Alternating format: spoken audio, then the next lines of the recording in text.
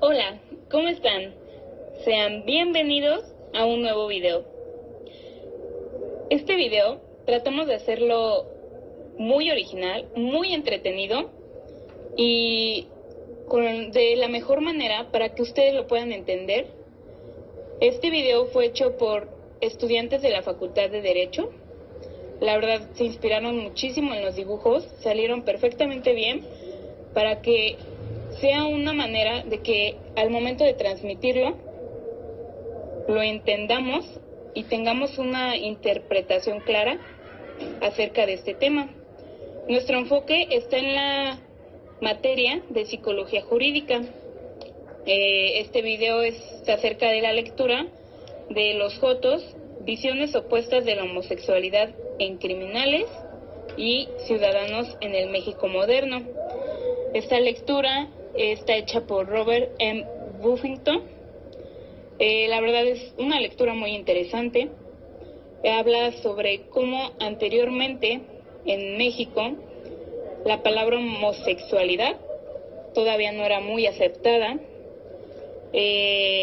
Habla específicamente de cómo este término se empleaba en las cárceles, específicamente habla más de la cárcel de Belén.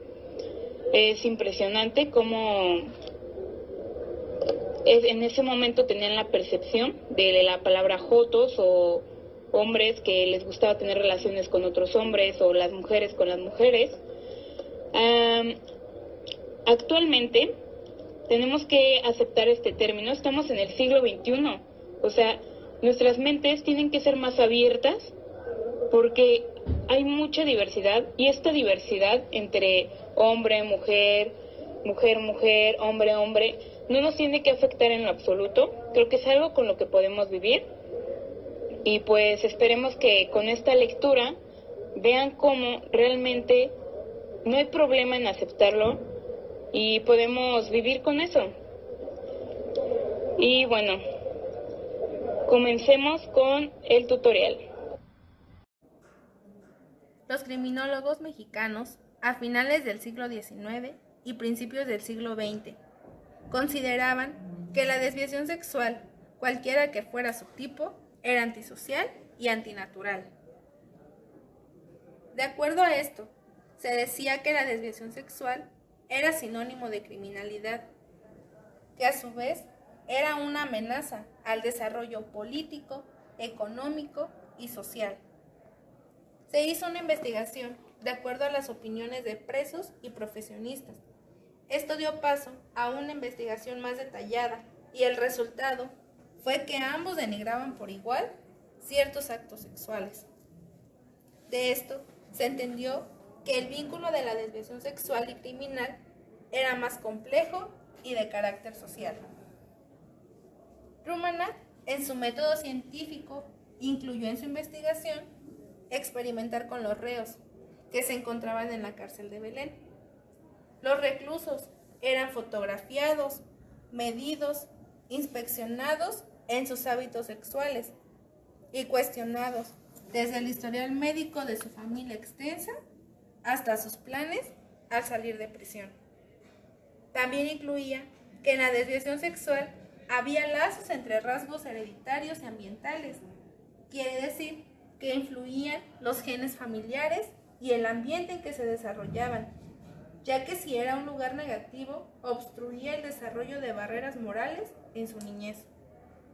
Hasta este punto, se puede decir que no había conocimiento científico, sino solo eran críticas. Manifestaba que los homosexuales eran más peligrosos que los criminales. Todos los sujetos masculinos eran interrogados sobre su sexualidad. La mayoría habían mantenido relaciones sexuales con más de una persona antes de caer en prisión. Todos negaban haber tenido encuentros sexuales con personas de su mismo sexo.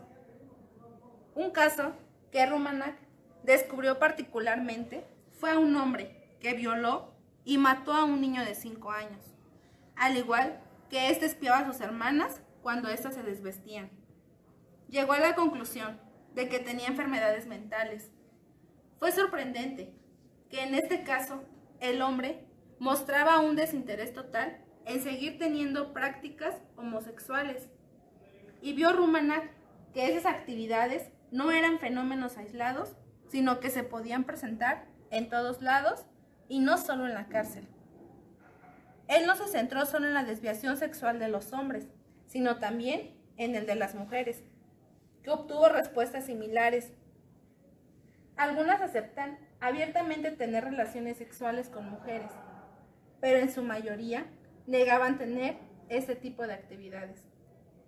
Se llegó a la conclusión que las mujeres eran criminales por cuestiones diferentes a las de los hombres. Más que desembocar directamente en actos delictivos, era vulnerabilidad. Esta carecía de importancia para Rumanack, porque la criminalidad femenina no representaba una amenaza grave para el orden público. Rumanack persistió para descubrir finalmente la inevitable evidencia de conducta homosexual. Una relación estable entre dos adolescentes en la que el mayor adopta el activo y a menudo agresivo papel de mayate, mientras que su compañero actuaba como pasivo, caballo. La investigación de Rumanack de la homosexualidad masculina adulta indica que ésta seguía un patrón similar al de la juvenil, aunque con una diferencia significativa. Entre los adultos, la conducta homosexual abierta era una práctica aceptada, dentro de ciertos límites, especialmente en las condiciones de esta escasa vigilancia que prevalecía en la cárcel de Belén. Las precursoras labores de estudiosos como Rumanack habían rendido en la década de los 30 el futuro esperado. Los primeros criminólogos tuvieron que emprender la búsqueda de las palabras adecuadas: invertidos sexuales para ambos sexos, pederastas para los hombres, sáficas para las mujeres, con las cuales descubrí lo que después de todo será un conjunto más bien complejo de conductas desviadas. Posteriormente, generaciones agruparon esos variados fenómenos en una nueva categoría conceptual, a la que llamaron homosexualidad.